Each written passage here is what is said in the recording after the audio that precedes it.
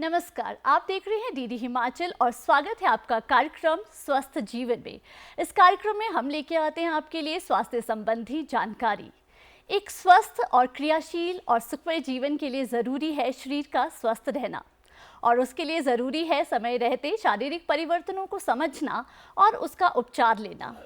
आज चिकित्सीय क्षेत्र में कई तरह की पद्धतियों का इस्तेमाल किया जा रहा है उपचार के लिए। ऐसी ही एक पद्धति है फिजियोथेरेपी, जिसके माध्यम से कई बीमारियों से आज हमें निजात मिल रही है। सर्वाइकल स्पॉन्डिलोसिस किस प्रकार से फिजियोथेरेपी इसमें हेल्प कर सकता है, आज कार्यक्रम में हम इसी विषय पर बातचीत करेंगे। और बातचीत करने के लिए आज हमारे साथ दीनदयाल अस्पताल जोनल हॉस्पिटल जो शिमला में है, वहाँ से फिजियोथेरेपिस्ट डॉक्टर मीनाक्षी पोपली जी हैं। मीनाक्षी जी, आपका कार्यक्रम में बहुत बहुत स्वागत है। मीनाक्षी जी, जिस तरह से आज हम बात कर रहे हैं सर्वाइकल स्पॉन्डिलोसिस के बारे में, तो थोड़ा सा इस जो ये बीमारी है इसके बारे में पहले जानना चाहेंगे कि आखिर ये क्या है और किस कारण से होती है।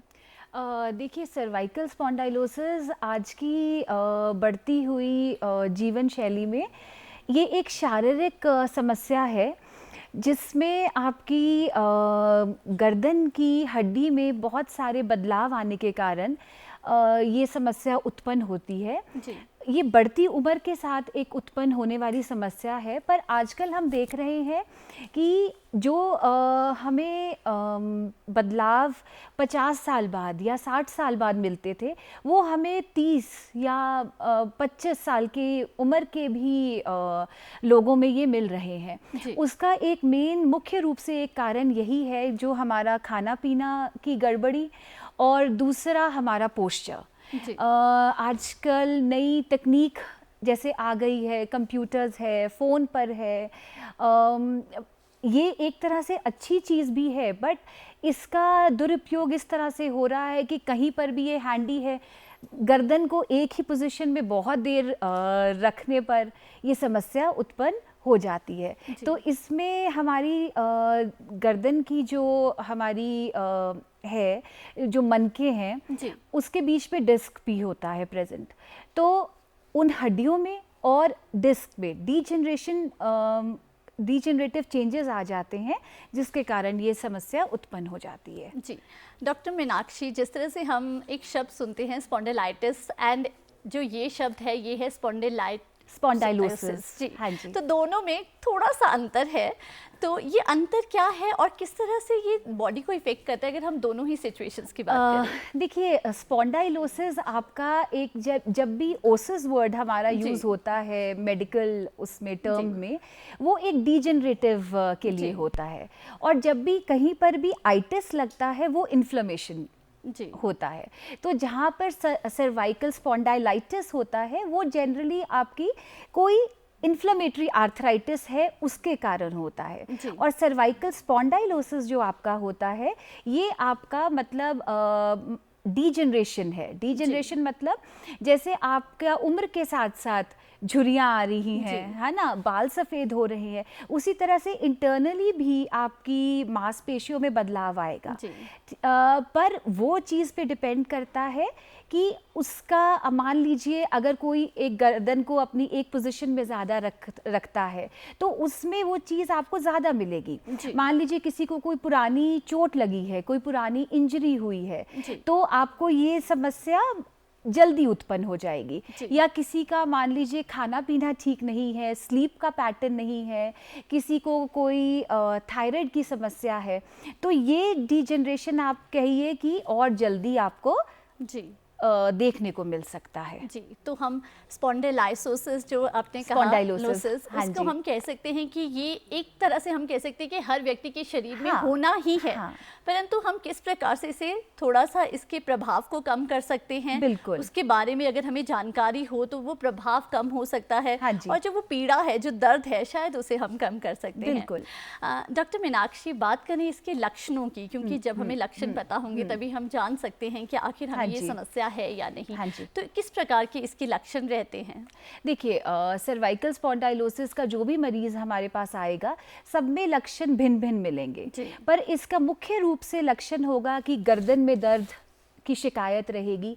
कई बार सिर में भी दर्द के साथ मरीज़ आपके पास आएगा। सिर, वो भी आपके ये पिछले हिस्से में, यहाँ पर। जी।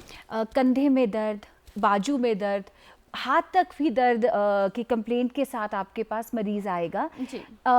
कुछ मरीज़ों में छाती में भी दर्द आता है, जिसका कारण सर्वाइकल स्पॉन्डाइलोसिस ही होता है। जी। कुछ मरीज़ आपके पास चक्कर उल्टी के साथ भी आते हैं। जी। तो हम मरीज़ का जब निरीक्षण कर लेते हैं कि किस वजह से उसको ये छाती में दर्द है, कहीं कोई और कारण तो नहीं है, बेसिकली हार्ट का एक रूल आउट करवा देते हैं। जी। उसी तरह से चक्कर उल्टी के लिए कोई कान की समस्या तो नहीं है, कोई बीपी से रिलेटेड समस्या तो नहीं है। जब वो रूल आउट हो जाता है तो सर्वाइकल के स्पॉन्डाइलोसिस ही एक कारण है, उसके लिए भी हमारे पास जांच के तरीके होते हैं। जी। तो वो हमें जब पता चल जाता है फिर हम इलाज शुरू करते हैं। जी। पर इसका मतलब मेन आपको रहेगा, दर्द तो एक रहता ही है, बाकी मरीज़ आपके पास जकड़न के साथ भी आता है, मतलब जी। उसको गर्दन को इधर उधर हिलाने में दिक्कत आ रही है, पीछे ले जाने में दिक्कत आ रही है। जी। तो ये कंप्लेंट रहती हैं। डॉक्टर मीनाक्षी, क्या अगर हम कहें पेशेंट टू पेशेंट जो ये लक्षण है ये डिफ़र कर सकते हैं? कुछ पेशेंट्स में कुछ और लक्षण भी देखने को मिल सकते हैं, या हम आमतौर पर यही जो लक्षण हैं वो कॉमनली जो सभी आपने लक्षण कहे हैं वो देखने को मिलते हैं? देखिए, हर मरीज़ में अलग तरह से प्रेजेंट करेगा, वो जी। डिपेंड करेगा कि उसका किस स्टेज में पेशेंट आपके पास आ रहा है। जी। जैसे शुरुआती स्टेज में तो अक्सर ये मसल के इम्बैलेंस के कारण ही होता है। जी। जैसे मान लीजिए कोई जिनका काम है, या हमारा जनरली काम गर्दन झुका के ही ज़्यादा रहता है, तो उससे क्या होता है, एक मांसपेशियां आपकी ज़्यादा काम कर रही हैं, दूसरी ज़्यादा खिंचाव में रह रही हैं। तो जो ज़्यादा काम कर रही हैं वो भी बहुत काम करने से धीरे धीरे कमज़ोर हो जाएंगी, जो एक खिंचाव में रह रही हैं वो भी धीरे धीरे कमज़ोर हो जाएंगी। अब आप ये देखिए कि जो हमारी मसल्स होती हैं वही हमारी हड्डियों को सपोर्ट करता है। बेसिकली हड्डियों में मूवमेंट मसल से ही आती है। तो अगर आपकी मसल्स वीक होंगी तो ज़्यादा स्ट्रेसेस आपके हड्डी पे आने लग जाएंगे, तो डीजनरेशन जल्दी शुरू हो जाएगा। उसके कारण आपकी फिर दूसरी स्टेज आने लग जाएगी कि जैसे हमारे ये गर्दन के मनके हैं, ठीक है, इनके पीछे से ही स्पाइनल कॉर्ड जाता है, उसमें से ही हमारी नर्व्स निकलती है जो कि हमारे शरीर में सेंसेशन का काम करते हैं, मतलब सेंसेशन लेके भी जाते हैं, मसल्स की कंट्रैक्शन के लिए भी वापस भेजते हैं। तो अगर आपका शुरू में मस्कुलर इम्बैलेंस एक है रहता है, बाद में अगर इसकी रोकथाम सही समय पे नहीं करी जाए तो ये आगे बढ़कर आपको, जैसे नर्व्स में कुछ पेशेंट आपके पास आएंगे, वो बोलते हैं कि हमारी बाजू में सुनपना, भारीपन, या ऐसा लग रहा है कि जैसे सुई कोई चुभा रहा है या बिच्छू मुट्ठी लग रही है। तो वो डिपेंड करेगा कि किस किस कौन सी स्टेज में आया, बट हर पेशेंट का लक्षण अलग होगा। कुछ में हो सकता है कि उनको अंडरलाइनिंग कुछ और है, जैसे आजकल हम युवा उनमें देख रहे हैं, खासकर लड़कियों में हम देखते हैं कि जिनको पीसीओडी की समस्या भी रहती है, तो उनमें आपकी मसल्स एक अलग स्टिफ रहती हैं, तो उसको हम फाइब्रोमाइल्जिया करके बोलते हैं। जी। तो हर में लक्षण अलग अलग रहता है, और जिसकी जांच करने पे ही पता चलता है, फिर हम उपचार पर आते हैं। जी। डॉक्टर मीनाक्षी, जिस तरह से सर्वाइकल स्पॉन्डाइलोसिस के जो पेशेंट्स रहते हैं मोस्टली, उन्हें कई तरह की समस्याओं का सामना करना पड़ता है, और जब तक तो वो एक डॉक्टर से नहीं मिले हैं, मुझे लगता है कि बहुत सी उन्हें समस्याएं, जिस तरह से आपने कहा कि अलग अलग जो है उन्हें समस्याएं देखनी पड़ती हैं। तो ऐसे में यदि हम कठिनाइयों की बात करें उनकी दिनचर्या में, तो वो किस प्रकार की कठिनाइयाँ रहती हैं? देखिए जी, अगर हमारी सबसे पहले अगर हमारे शरीर का कोई भी अंग है, जी। वो दूसरे अंग से जुड़ा हुआ है, वो अभिन्न तो है नहीं। जी। तो अब मान लीजिए कोई आपको गर्दन में की दर्द के साथ ही आपके पास आ रहा है, उसको गर्दन को इधर उधर घुमाने में दिक्कत आ रही है, तकलीफ आ रही है, जी। तो हमारे तो दिनचर्या का जो भी काम होते हैं सब में हमें गर्दन को मूव जी। करना पड़ता है। चाहे वो आपके पढ़ाई से रिलेटेड है, या कोई जिम्मेदारा करता है, उसको खेत में काम करना है, या कोई खाना बनाना का कर रहा है, तो गर्दन में अगर दर्द रहेगी तो उस पीड़ा के साथ काम भी उससे नहीं जी। हो पाएगा। और दूसरा, जब भी कोई पीड़ा बहुत समय तक रहती है तो कहीं ना कहीं आपकी मानसिकता पे भी असर करती जी। है। आपको उस दर्द के साथ आपको हो सकता है रात को नींद ठीक नहीं आएगी। अगर नींद ठीक नहीं आएगी तो और तरह से आपको परेशानियां उत्पन्न होने लग जाएंगी। जी। और नींद का बहुत इम्पॉर्टेंट रोल होता है, एक अच्छी गहरी नींद का, हमारी बॉडी में हमारी मसल्स को रिलैक्स करने के लिए, हमारे को खुश रखने के लिए। जी। तो एक तरह से आप ये कहिए कि ये एक साइकिल सा ही होता है कि अगर दर्द है तो वो आपको मानसिक स्ट्रेस देगा, अगर मानसिक स्ट्रेस बढ़ेगा तो फिर दर्द ठीक नहीं होगी। जी। तो हम जो फिजियोथेरेपिस्ट होते हैं वो इलाज के समय जब मरीज़ हमारे पास आता है तो एक पूरा उसका डिटेल्ड इवैल्यूएशन करते हैं, जी। जिसमें उसका सब कुछ पूछा जाता है, खाने पीने से लेकर उसका जीवन शैली क्या है, क्या वो काम करता है, और नींद किस तरह से है, ताकि हम अपनी तरफ से पूरी तरह से बीमारी तक पहुंच के उसका इलाज कर सकें। जी। जिस तरह से डॉक्टर साहब आपने बात की मेंटल हेल्थ की, जो कि बहुत ज़्यादा इफ़ेक्ट करता है, जिस तरह से आपने कहा कोई पेन में है तो कहीं ना कहीं वो इफ़ेक्ट कर रहा है उसकी मेंटल हेल्थ को भी, तो ऐसे में क्या इफ़ेक्ट पड़ सकता है उसकी बॉडी में और किस प्रकार से उस इफ़ेक्ट को कम किया जा सकता है?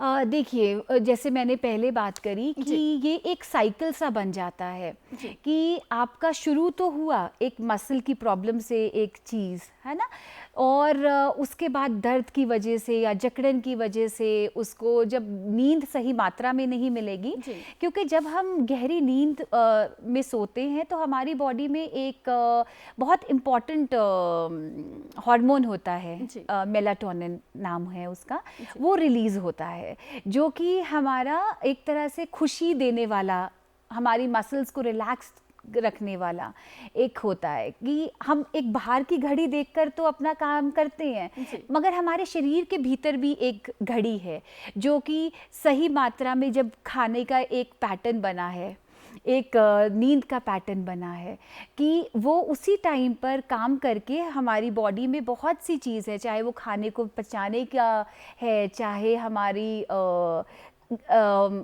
खुश रखने का, हमारी जी। मसल्स को रिलैक्स रखने का हार्मोन है, वो रिलीज़ होता है। तो अगर कहीं ना कहीं हमारा ये सब गड़बड़ है जी। तो हमारा पूरी तरह से हम मरीज़ का उपचार नहीं कर पाएंगे। जी। तो बहुत ज़रूरी है कि हमारी शारीरिक जो समस्या है उसके साथ साथ जो हमारी मेंटल हेल्थ है वो भी स्टेबल रहे, बिल्कुल। तभी हमें जो है उसका प्रॉपर लाभ मिल सकता है जो कि हम लेना चाहते हाँ हैं। जी, हाँ जी। डॉक्टर मीनाक्षी, यदि हम स्पॉन्डिलाइसिस की हम अगर बात हाँ करें जी। तो क्या ये बीमारी किसी स्पेसिफिक जेंडर में ही देखने को मिलती है? क्योंकि हम ज़्यादातर देखते हैं कि महिलाएं जो हैं इस समस्या से बहुत ज़्यादा ग्रसित होती हैं, तो क्या पुरुषों में भी ये समस्या देखने को मिलती है, और अगर महिलाओं में ज़्यादा है तो क्या कारण है?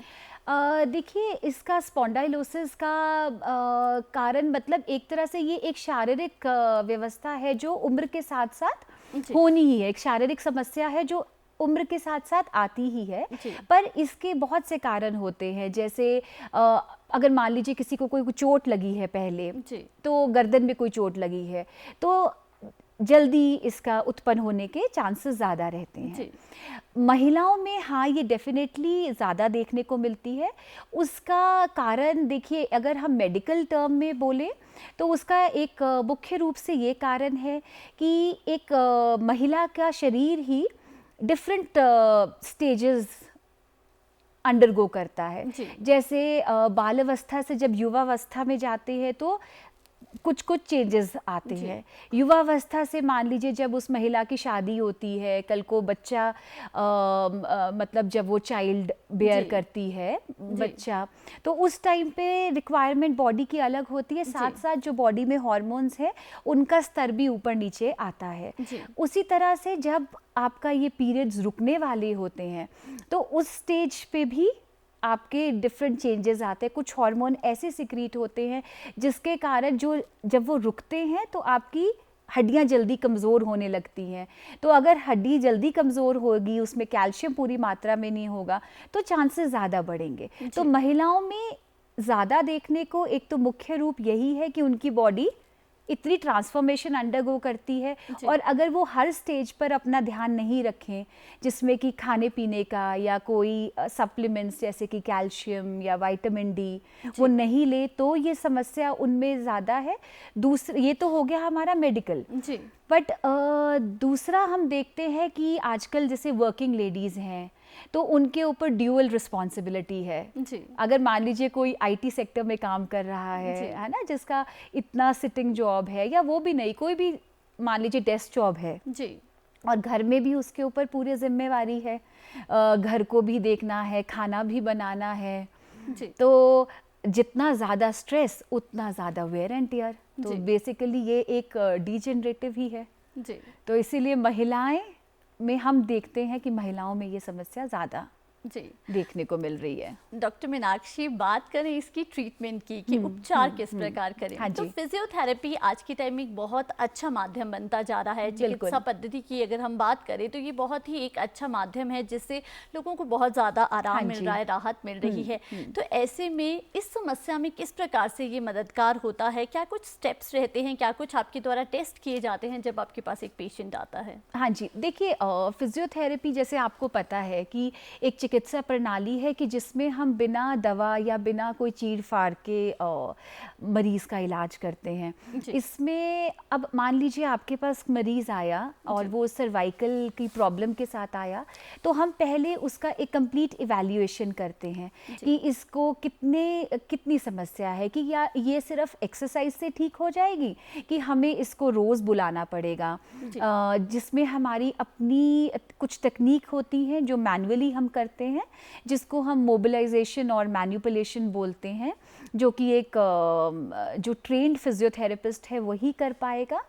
और मान लीजिए आपके पास कोई बहुत दर्द में पहले मरीज़ आ रहा है, तो उसकी दर्द को आपको पहले कम करने के लिए हमारे पास डिफरेंट फिज़िकल मोडालिटीज़, मतलब हमारी मशीनें रहती हैं, जैसे कि इंटरफेरेंशियल है, साउंड वेव्स है, अल्ट्रासोनिक है।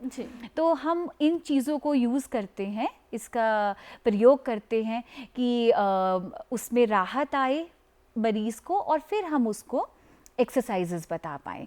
बट इसका यही है कि पहले मरीज़ का पूरा एक तरह से हम एग्जामिनेशन करेंगे, देखेंगे कि किस तरह की उसके ऊपर हमारी थेरेपी वर्क करेगी, कि सिर्फ एक्सरसाइज होगा या फिर हमें इलेक्ट्रोथेरेपी की सहायता लेनी पड़ेगी। जी। तो अब पेशेंट टू पेशेंट ये भी डिफर करेगा कि किस तरह से जो है उसका इलाज जो है वो आगे चलने वाला है। बिल्कुल बिल्कुल।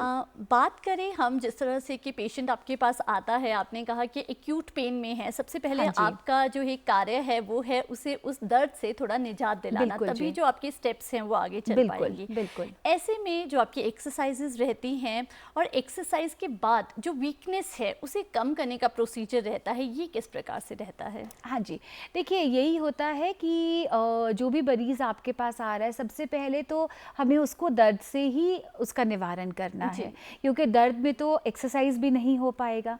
तो जैसे मैंने आपको बताया कि दर्द को कम करने के लिए हमारे पास डिफरेंट टेक्निक्स होती हैं, जिसमें हमारी मैनुअल टेक्निक्स रहती हैं जो एक ट्रेंड थेरेपिस्ट करता है, और इलेक्ट्रोथेरेपी की मतलब हमारी डिफरेंट मशीन्स होती हैं जो भी वो भी एक ट्रेन फिजियोथेरेपिस्ट ही यूज़ करता है। तो हम उसका प्रयोग करने के बाद एक्सरसाइजेस का भी लेवल होता है। देखिए ऐसा है, किसी मरीज़ ने जिसने कभी एक्सरसाइज नहीं करी, आप उसको सीधा हायर लेवल से तो नहीं स्टार्ट करा सकते। तो आप उसको पहले धीरे धीरे इसका भी एक स्टेप रहता है। आप पहले एक लेवल पे बताएंगे एक्सरसाइजेस। जनरली जैसे हम बात कर रहे थे कि सर्वाइकल स्पॉन्डाइलोसिस आपका गलत पोस्चर, मतलब गर्दन है ना, अगर गलत एक पोजीशन में ज़्यादा देर रह रही है तो चांसेस ज़्यादा हैं। तो उसको करेक्ट करने के लिए हमारी डिफरेंट एक्सरसाइजेस रहती हैं। जैसे आपका ये एलिवेशन हो गया, थोड़ा ऐसे रिट्रैक्शन, मतलब जो एक पोजीशन है उसको करेक्ट करने वाली एक्सरसाइजेस। उसके बाद हमारा जो स्ट्रक्चर वीक है, देखिए अब उसकी ताकत बढ़ानी है तो स्ट्रेंथनिंग एक्सरसाइजेस रहती हैं, जो कि आपकी वेट्स के साथ हम करवाते हैं, या आपके हमारे पास कुछ थेरा बैंड्स, थेरा ट्यूब्स होते हैं जिनके प्रयोग से हम वो करवाते हैं। जी, तो इस तरह से अलग अलग हम कह सकते हैं कि प्रोसीजर रहते हैं। जिस तरह से आपके पास पेशेंट्स आते हैं, पहले आप उन्हें देखते हैं, उसके बाद जो भी उनके लिए सही रहता है उन चीज़ों को फॉलो अप किया जाता है। डॉक्टर मीनाक्षी, ये जो पूरा उपचार का समय होता है, इस समय में पेशेंट को यदि किन कुछ बातों का ध्यान रखने की ज़रूरत है तो वो क्या कुछ रहती हैं? देखिए सबसे इम्पॉर्टेंट तो यही है कि जैसे हम जो उनको डूज एंड डोंट्स बताते हैं वो उनको फॉलो करना होता है। एक बहुत बार ये क्वेरी रहती है पेशेंट की कि क्या तकिया लेना चाहिए या तकिया नहीं लेना चाहिए। देखिए ऐसा है, अगर एक नॉर्मल हाइट का एक हम रुई का गद्दा ज़रूर, रुई का तकिया हम ज़रूर एडवाइस करते हैं, क्योंकि हमारा ये जो गर्दन वाला हिस्सा है ये सपोर्टेड रहना चाहिए। मान लीजिए कोई बहुत ऊंचा तकिया इस्तेमाल करता है तो उसमें गर्दन आगे की तरफ ज़्यादा झुकी रहती है। अगर कोई तकिया नहीं इस्तेमाल कर रहा है तो गर्दन पीछे ज़्यादा चली गई। जब करवट में हम एक पोजीशन में तो पूरी रात सो नहीं सकते, तो अगर मान लीजिए करवट में कोई सो रहा है, तकिया नहीं है, तो ये गर्दन को एक सपोर्ट नहीं मिलेगी, तो इधर वाला हिस्सा पे ज़्यादा स्ट्रेस आएगा। तो ये तो हमारा सबसे पहले एडवाइस होता है तकिए के रिगार्डिंग कि सोते हुए मतलब हम ये भी एडवाइस करते हैं कि जैसे आप एक टॉवल का रोल बना के अपने ये गर्दन वाले हिस्से को सपोर्ट देते। इसके अलावा हमारा ये रहता है, जैसे अब कोई मान लीजिए जिसका काम है डेस्क पर या आईटी प्रोफेशनल है, अब ऐसा तो नहीं हो सकता कि वो काम नहीं करेंगे, तो हम उनको एक करेक्ट एर्गोनॉमिक एडवाइस देते हैं कि काम कंप्यूटर पे अगर करना है तो टेबल और चेयर का कैसा लेवल रहना चाहिए, उनका मॉनिटर का लेवल और आँखों का लेवल सही होना चाहिए, बैठते हुए हिप और नी 90 डिग्रीज पर अच्छे से फ्लेक्स्ड होना चाहिए, पैर ज़मीन पे टिके होने चाहिए एक न्यूट्रल पोजीशन में। तो इसको हम मतलब एर्गोनॉमिक एडवाइस बताते हैं। और बीच में आपको जैसे हर 15-20 मिनट के बाद ज़रूर उठकर थोड़ा सा चलना चाहिए, एक पोजीशन में ज़्यादा नहीं रहना चाहिए। मान लीजिए अगर कोई जिम्मेदारा करने वाली लेडी है, जैसे हमारे पास तो हम सरकारी हॉस्पिटल में हैं, तो गांव के भी लेडीज़ आती हैं, तो अब वो बोझा उठाने का काम करते हैं। अब ऐसा तो नहीं हो सकता कि वो बोझा नहीं उठाएं, पर हम उनको ये एडवाइस करते हैं कि देखिए आप ऐसा नहीं सोच सकते कि जो आप 20 साल में कर रहे थे वो आप 30 साल में करेंगे, 30 साल से आप 40 साल में, मतलब एक उम्र के साथ साथ आपको उसी में थोड़ा सा वेरिएशन लाना पड़ता है कि आपको बजाय आप ज़्यादा सिर पर उठाएं, आप थोड़ा कम कर दीजिए, शरीर के पास दोनों हाथों से उठाइए, जिससे आपके किसी भी जोड़ पर ज़्यादा स्ट्रेस नहीं आएगा। तो ये ऐसी हम एडवाइस देते हैं, क्योंकि अगर पेशेंट एक बारी तो मान लीजिए वो आपने उसके सारे उसको जो भी दर्द से निजात दे दिया, पर अगर वो मेंटेन नहीं करेगा तो हो सकता है वो फिर से और इसी समस्या में आ जाए और इससे ज़्यादा बढ़ी हुई समस्या में आ जाए। जी डॉक्टर मीनाक्षी, जिस तरह से आपने कहा कि थोड़ा अपने पेन जो है उसमें रिलीफ मिल गया है, परंतु हो सकता है पेन जो है वो दोबारा शुरू हो जाए, तो ऐसे में यदि हम फॉलो अप की बात करते हैं कि आप जो है अपने पेशेंट्स को फॉलो अप के लिए बुलाते हैं और एक प्रॉपर जो ट्रीटमेंट का जो टाइम है उसे कंप्लीट करना, ये कितना ज़रूरी है कि प्रॉपर ट्रीटमेंट हो और पूरा लाभ मिल सके? देखिए ये बहुत ज़रूरी है, जो आमतौर पर मरीज़ निगलेक्ट कर देते हैं। एक बारी जब वो उनको मान लीजिए जब वो दर्द में होते हैं तब तो वो सोचते हैं कि हमें कुछ भी करके हमारे को इस समस्या से हम बाहर आ जाएं, पर उसके बाद जब हम उनको फॉलो अप के लिए बुलाते हैं, देखिए एक बारी आपने उनको सिम्टम्स से दे दिया, बट उस हिस्से को, और सबसे ज़रूरी है एक्सरसाइज का, जिस तरह से हम खाने का नियम बनाते हैं हम एक्सरसाइज का भी नियम बना लें कि हमें रोज़ व्यायाम करना है, वो भी वो व्यायाम जो आपको एक मतलब एक क्वालिफाइड उन्होंने बताया, ये नहीं कि अपने आप ही यूट्यूब से कुछ भी देखा या जी। कहीं से देखा और शुरू कर दिया, नहीं। जी। जिनको एक सही नॉलेज है उन लोगों के पास जाएं, उन लोगों से जब जब वो बुलाएं जी। वो फॉलो अप के लिए भी ज़रूर जाएं, क्योंकि देखिए जैसे मैंने आपको पहले बताया जी। कि जब हमारा इलाज रहता है तो हम शुरू करते हैं एक सेट ऑफ एक्सरसाइजेस से, उसके बाद हम जाते हैं थोड़ा स्ट्रेंथनिंग के ऊपर, फिर फर्दर स्ट्रेंथनिंग। तो follow up is very important. जी, बात करें हम डाइट और सप्लीमेंट की, तो वो कितना ज़्यादा इम्पॉर्टेंट है और किस प्रकार लोग उसे फॉलो करके जो है वो पूरा लाभ प्राप्त कर सकते हैं? देखिए ये हमने अपने आप ही एक बनाया है, जैसे जी। एक कहावत है, जैसा अन्न वैसा मन। जी। हम कहते हैं जैसा अन्न वैसा तन। जी। डाइट तो आपका बहुत ज़रूरी है, क्योंकि सब कुछ खुराक तो वहीं से मिलनी जी। है, न्यूट्रिशन पूरा उससे मिलना है। और जहाँ तक रहा हर जीवन के उस स्टेज पर जी। जब जब जैसे कैल्शियम की रिक्वायरमेंट है तब लें, जैसे प्रेगनेंसी के दौरान ज़्यादा रिक्वायरमेंट जी। होती है या आपकी मीनोपॉजल रहती है, तो वो एक चिकित्सक से आप सलाह करके ज़रूर उसको लें। और डाइट तो होनी ही चाहिए, जैसे उम्र के साथ साथ प्रोटीन जी। ज़्यादा होने चाहिए, अच्छी हरे पत्तेदार सब्जियां, फ्रूट, जी। फल सब। जी, डॉक्टर मीनाक्षी, आज आप कार्यक्रम में आई और हमें इतनी महत्वपूर्ण आपने जानकारी दी कि किस प्रकार से हम फिजियोथेरेपी के माध्यम से जो है सर्वाइकल स्पॉन्डिलोसिस का जो है वो ट्रीटमेंट ले सकते हैं और लाभ प्राप्त कर सकते हैं। आज आप कार्यक्रम में आए, इसके लिए आपका बहुत बहुत धन्यवाद। धन्यवाद। आज कार्यक्रम में हमारे साथ ही फिजियोथेरेपिस्ट डॉक्टर मीनाक्षी, जिनसे हमने जाना कि किस प्रकार हम फिजियोथेरेपी के माध्यम से अपने शरीर को स्वस्थ रख सकते हैं। आज कार्यक्रम में बस इतना ही, एक नए विषय के साथ फिर हाजिर होंगे, तब तक हमें दीजिए इजाज़त। नमस्कार।